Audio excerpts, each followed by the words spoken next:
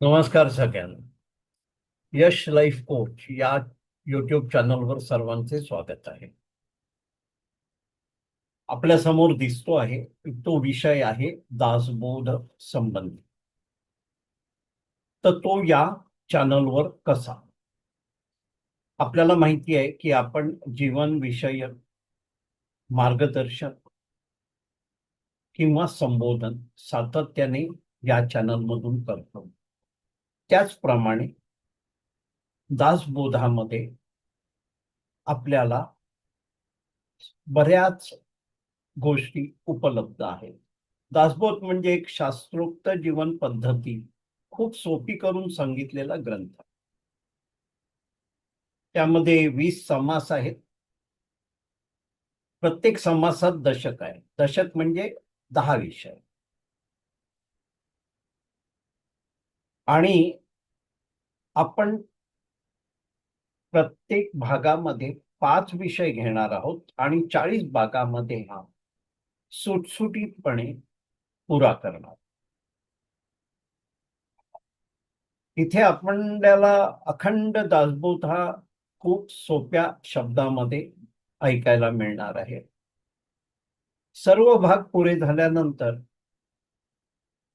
सर्व 40च्या 40 भागाचं डिस्क्रिप्शन मध्ये लिंक असणार आहे.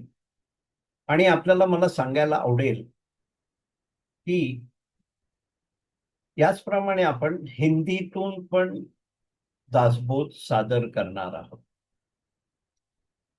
चला तर आपण या कार्यक्रमात पुढे जाऊ. सादर करीत आहेत ज्ञानी आणि अनुभवी डॉक्टर शुभदाताई खटावकर. त्यांची थोडक्यात ओळख म्हणजे डॉक्टर शुभदा खटावकर, माजी मुख्याध्यापिका, MA BEd PhD.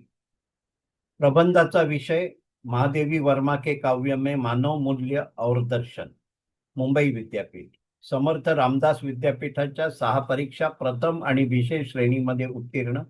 35 वर्षांपासून साप्ताहिक विवेक मुंबईसाठी हिंदी मराठी अनुवाद, लेखन, लेखांचे पुनर्लेखन व प्रूफ रिडिंग.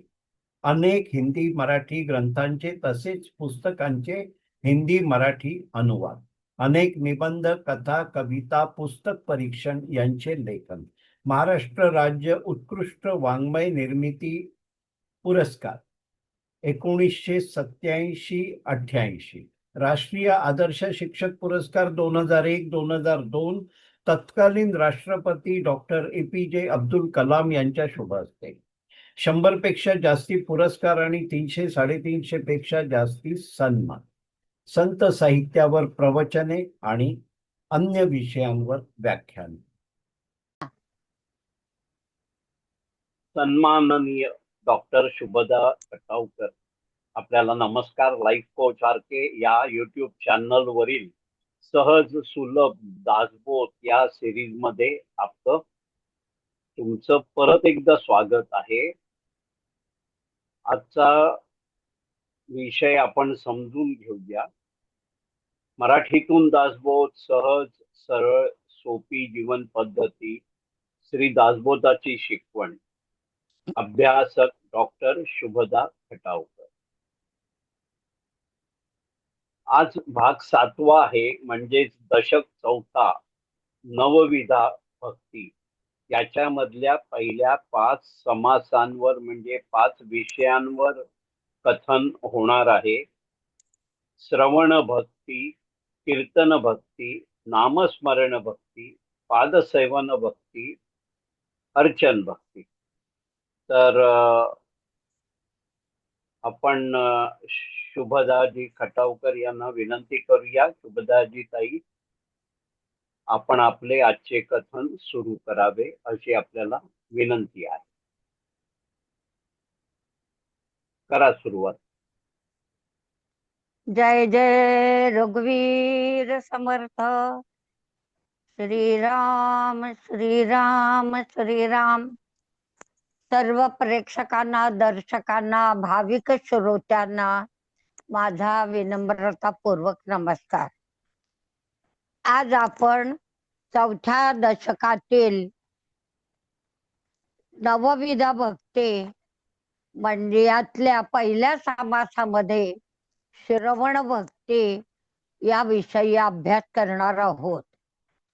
श्री समर्थाने या समासात भक्ती म्हणजे काय आणि ती कशी करावी याचे उत्कट मार्गदर्शन केले आहे.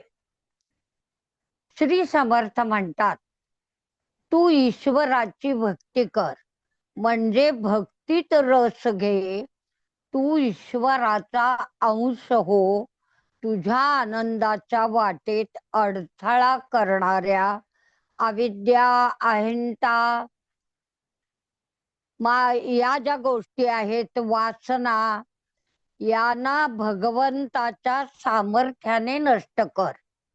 भगवंताच्या चरणी आपल्या अविद्येचा बळी देणं याचं नाव भक्ती.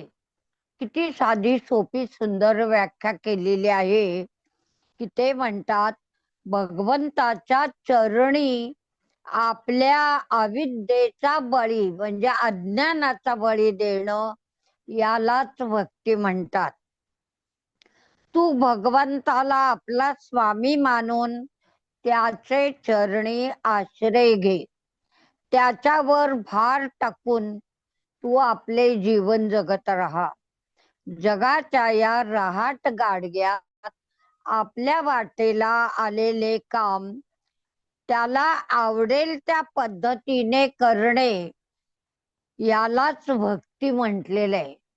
म्हणजे भक्तीची आणखीन एक सोपी व्याख्या त्याने आपल्याला सांगितली की प्रत्येक जीवाच्या वाट्याला जे कर्म म्हणजे कर्तव्य आलेला आहे तोच त्याचा धर्म आहे.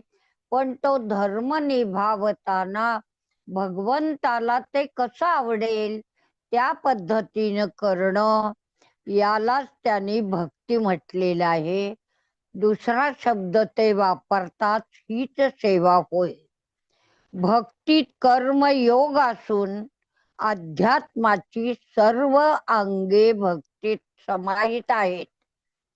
म्हणून श्री समर्थ आपल्या सर्व वाङ्मयात आणि दासबोधामध्ये भक्तीला अग्रक्रम देतात.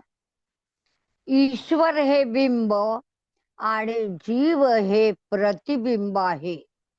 भक्तीने जीवाचा ईश्वराशी घनिष्ठ संबंध जुळतो.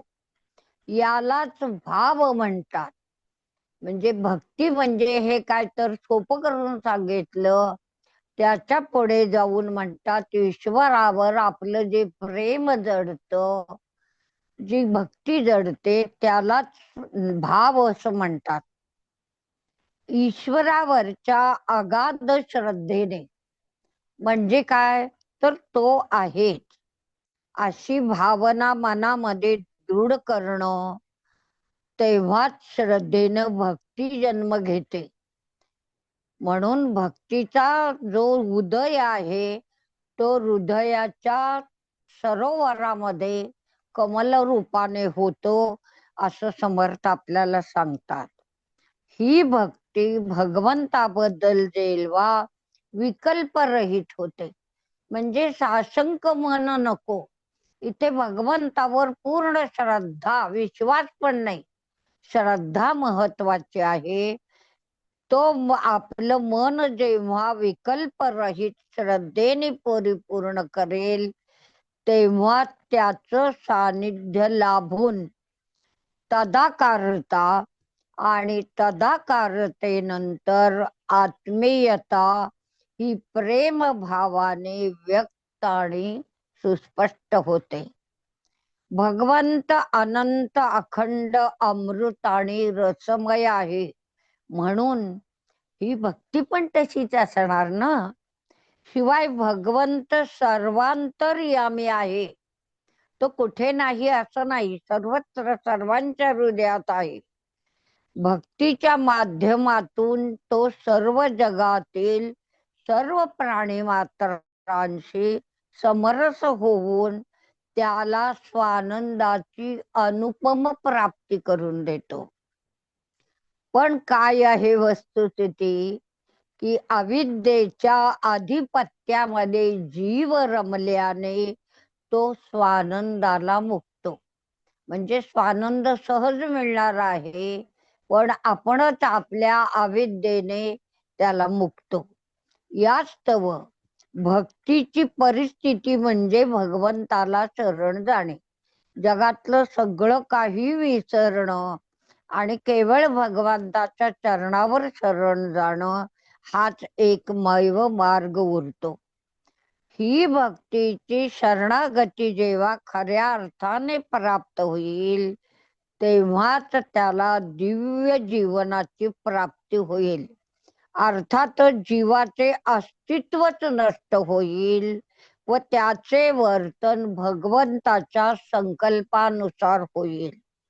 दासबोधातील भक्ती ही अशी आहे आणि म्हणून ती आपण अभ्यासपूर्वक समजून घ्यायला पाहिजे. श्रोत्यांनी पठण श्रवण निधिध्यासाने त्या दिव्य स्थितीपर्यंत जाणे, हा या पूर्ण दशकाचा नव्हे तर या सर्व समासाचा बोध आहे. हे आपण आपल्या अंतर्यामी साठवूया आणि दासबोधामध्ये पुढे आपल्याला भगवंत आणि भगवंताविषयी श्री समर्थ काय सांगतात याचा मागोवा घेऊया.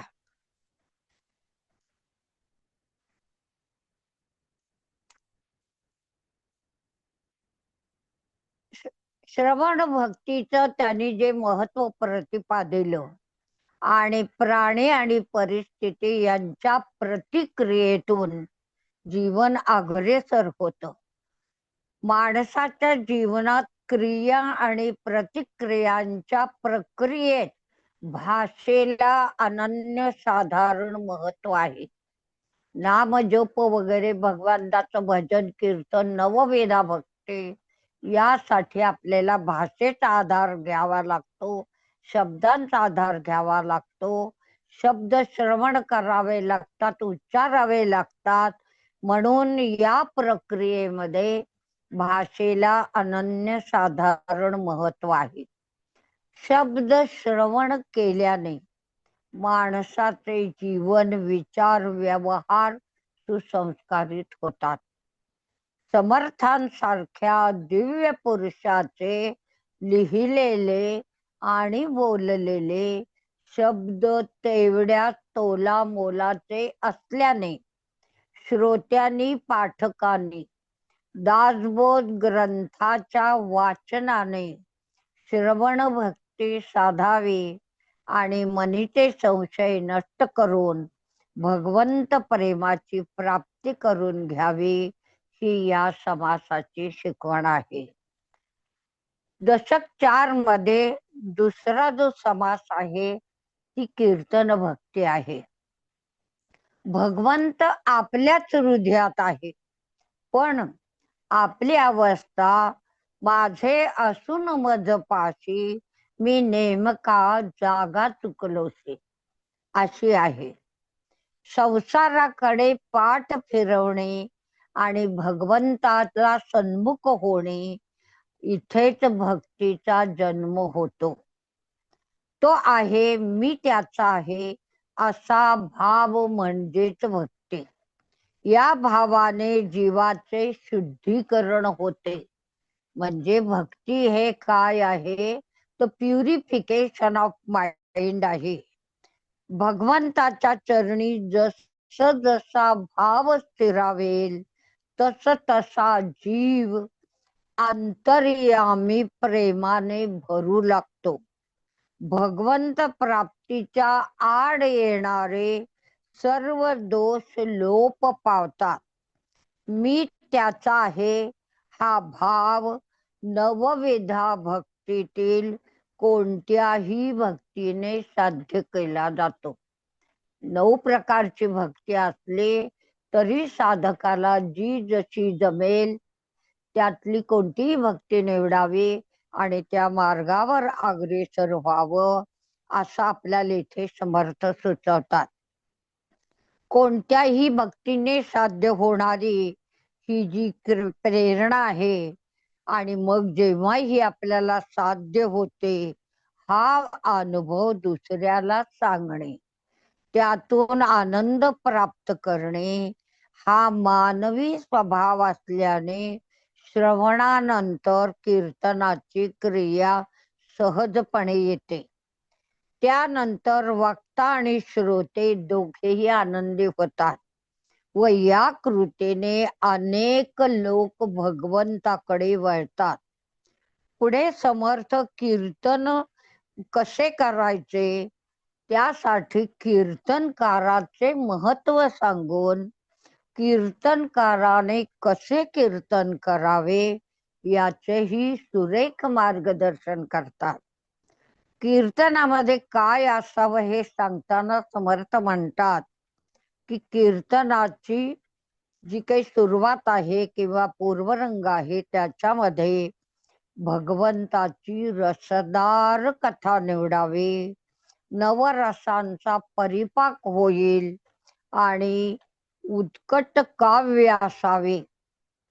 कारण कीर्तनकार हा समाजाच्या अध्यात्म विद्येतील नेता असून तो प्रभावी वक्ता आहे आणि सन्मार्गाचा प्रसार करणे हे त्याचे सर्वात मोठे उदात्त ध्येय असते.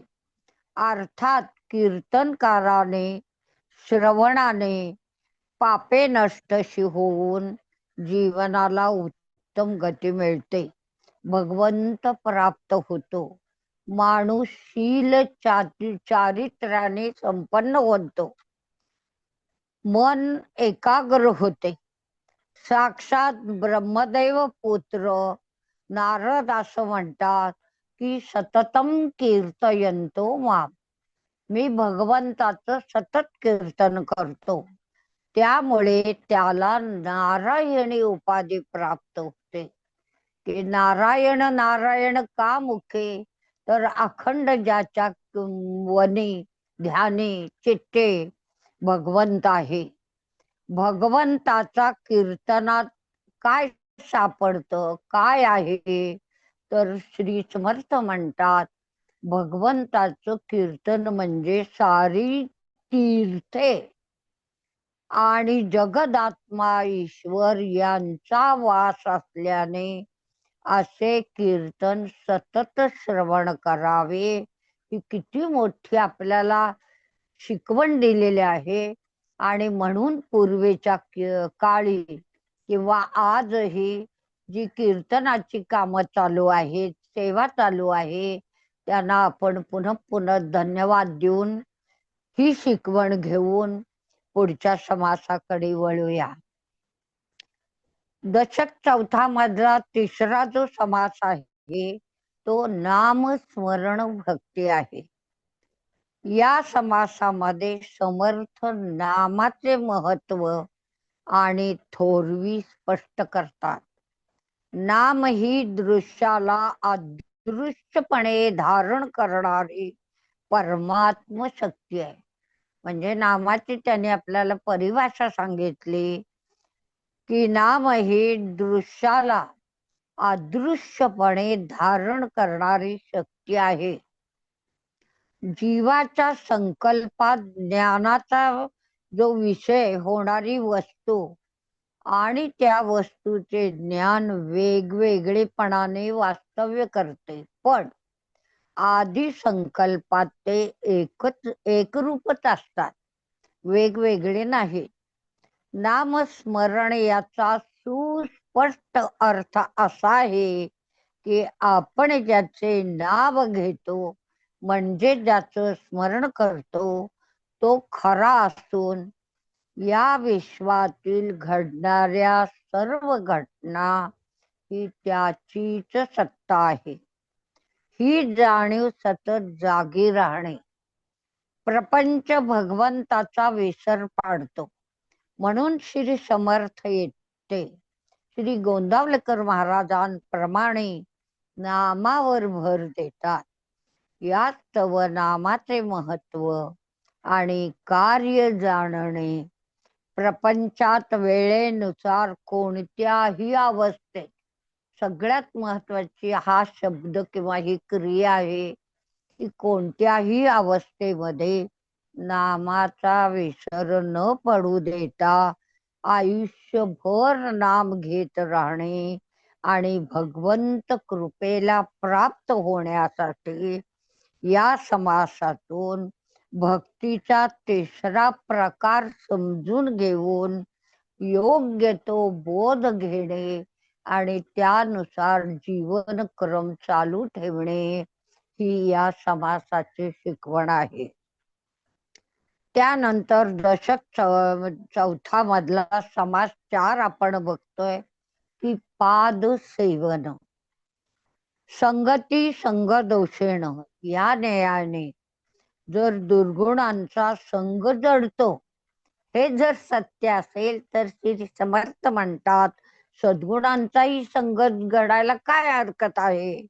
म्हणजे सद्गुणांची ही संगत जडलीच पाहिजे. यास्तव श्री समर्थ संतांशी आपलेपणा वाढवून त्यांना सद्गुरू मानावे ही शिकवण देतात. संत म्हणजे ज्याचा आचार विचार उच्चार ही भगवंताच्या प्रेमाने भरून वाहतो तो संत.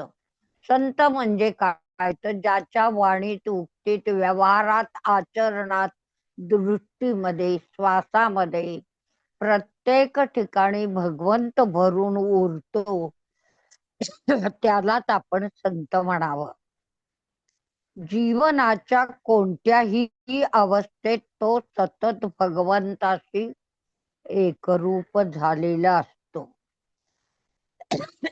व मानव मात्राशी ही एकरूप झालेला असतो. अशा सद्गुरूशी निर्लेप आपलेपणा साधून देह त्यांच्या सेवेत गुंतवावा आणि त्यांच्याकडून येणाऱ्या सूचनांचे यथायोग्य पालन करण्यासाठी मन निरंतर सज्ज ठेवावं. त्या 3 गोष्टींच्या एकत्रीकरणाने पादसेवन घडते. पण या जग धांदलीत हे खूप कठीण काम आहे. पण कोणत्याही परिस्थितीत श्री सद्गुरूवर चिकाटीने श्रद्धा ठेवणे यासाठी मनामध्ये अगाध शक्ती असावी लागते. आणि ह्या चिकाटीने श्री सद्गुरूंच्या संगतीत सेवा करून राहिल्याने साक्षात्काराची निरनिराळी अंगे आपल्याला सहजपणे ज्ञात होतात. शिवाय हा मार्ग गुप्त असून तेथे ज्ञेयाशी तादात्म्य पाहून ज्ञाता त्याचे ज्ञान करून घेतो. अशा पादसेवन भक्तीचे आकलन होते. यासाठी सद्गुरु कृपा होण्यासाठी त्याच्या संगतीत राहावे. त्या सेवेने आपण भगवंत प्राप्तीच्या मार्गावर अग्रेसर होतो. ही पादसेवन भक्ती त्रैलोक्याला पुढे नेणारी म्हणजे एकट्या साधकाला नाही तर त्रैलोक्याच्या उन्नतीचा मार्ग म्हणजे पादसेवन भक्ती. तिच्या आचरणाने साधक सायुज्य मुक्तीला प्राप्त होतो.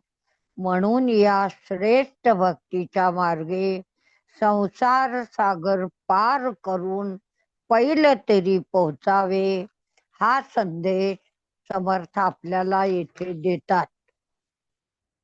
हीच शिकवण येथे आपण घेऊया आणि दशक 4 मधील 5व्या समासातील अर्चन भक्तीविषयी श्री समर्थाने काय मंतव्य केलेलं आहे याचा अभ्यास करूया.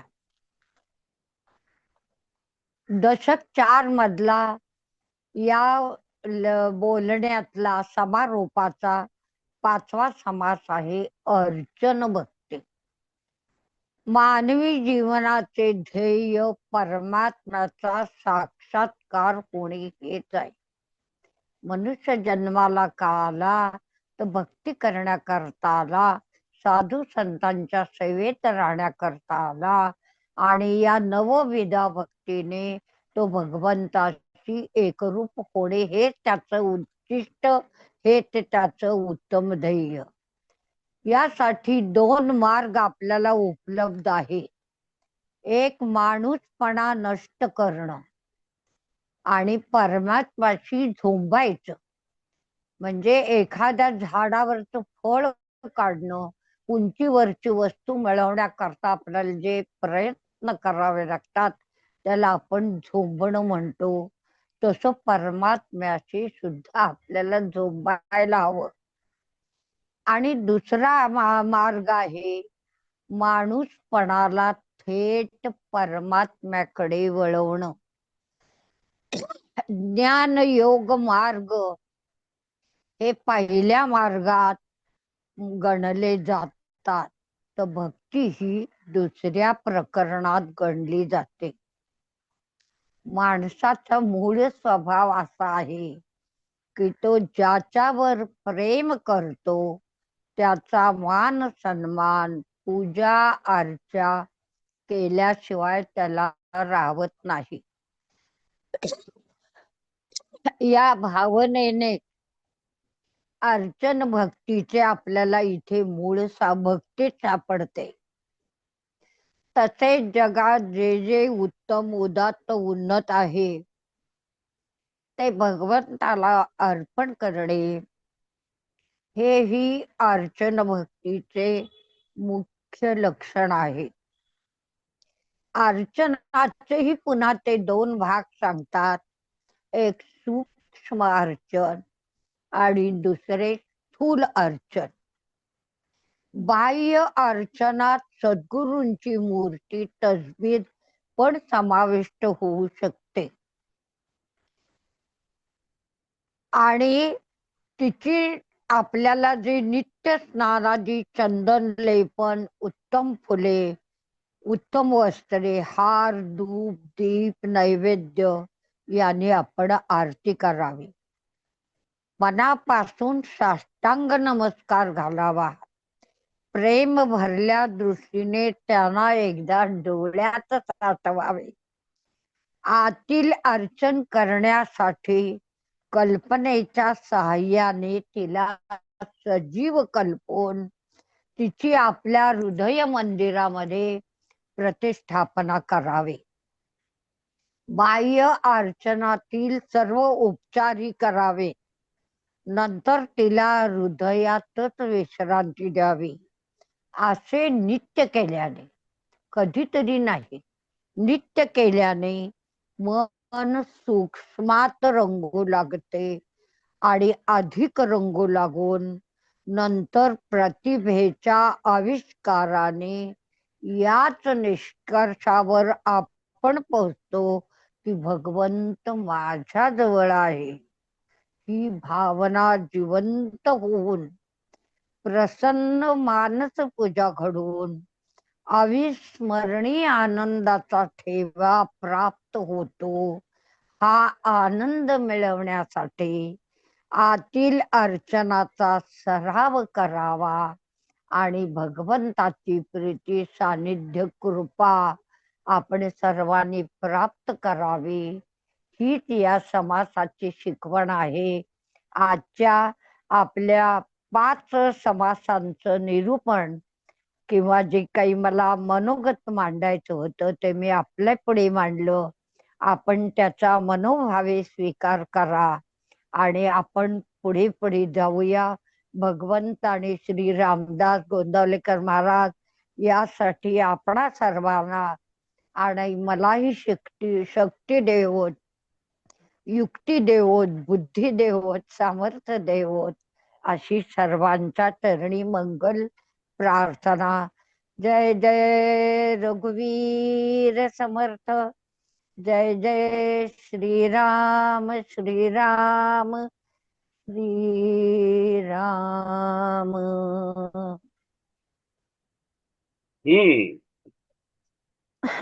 तर शुभदा ताई, आपला दासबोधाचा नमस्कार. अखंड अभ्यास आणि तो संक्षिप्त करून सरळ सोप्या भाषेमध्ये सर्वांपर्यंत पोहोचवण्याची तुमची जी क्षमता आहे त्यासाठी तुमचे खूप खूप आभारी आहे. आणि या कथनाचा लाभ सर्व श्रावक घेतील अशी मला खात्री आहे. सर्वांना विनंती आहे की हा विषय आपल्या परिवारातील आणि परिचयातील प्रत्येक सदस्यापर्यंत पोहोचवावा. डॉक्टर शुभदाजी, आपल्या या अमूल्य ज्ञानार्जनासाठी आणि वेळेसाठी आपले खूप खूप आभारी आहे. त्याचप्रमाणे सर्व श्रावकांचेही आभारी आहे. आणि आजच्या या शृंखलेमध्ये आपण इथे थांबतो. नमस्कार.